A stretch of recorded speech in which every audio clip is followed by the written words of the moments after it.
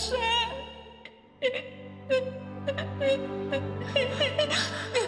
Nay! Helena! Investigasyon na mismo nagsabi na suicide ang kaso ng ate mo. At hindi magiging murder yon hanggat walang matibay na ebidensya. Totoo yan, Nana. Hindi totoo yan.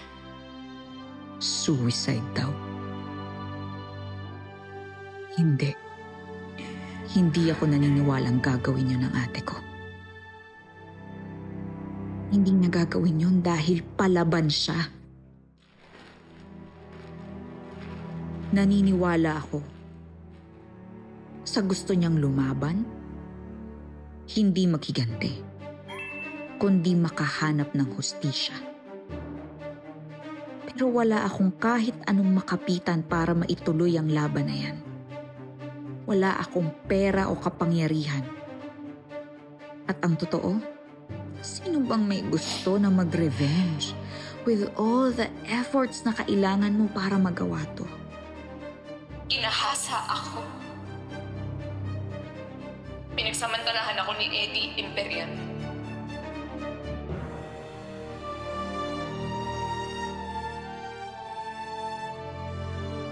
Samantalang may nanay pa kami na kailangan kong alagaan. Ang nanay namin hindi matanggap ang nangyari sa kanya.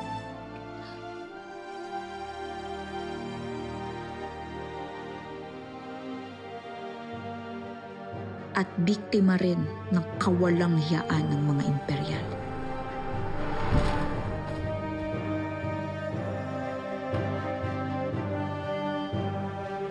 Hoy! Ano yan? Pero binigyan ako ng pagkakataon.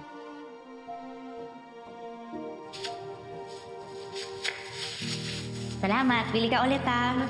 Thank you.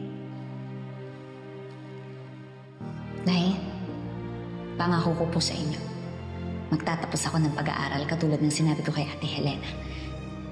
At darating ang araw, hindi lang tayo dito sa kalsada magbebenta ng sabon. Magbebenta na din tayo sa mall.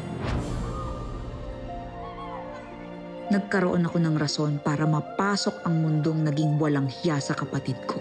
Shari! Ang pag-aaral at pagkakaroon ng sarili kong brand. Yogyo! Pinoy! Pinoy! Halika dito para ikaw ang makausap ni Miss Shari. Miss Shari! Miss Shari, pakibigay naman to kay Miss Belma. Sample products ko yan. Bawa ko lahat yan. Ano yung mga serum tsaka sunscreen. Maganda yan. Halina Serum ang pangalan. Sige na! Sure. Shari, tama. Parang sinasabi talagang gawin ko to. Na matatahimik ang kaluluwa ng ate ko kapag nakabawi ako sa lahat ng may atraso sa kanya. Kapag nasira ko ang buhay nila.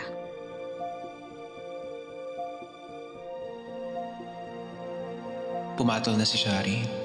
Kokopyahin na niya ang serum mo.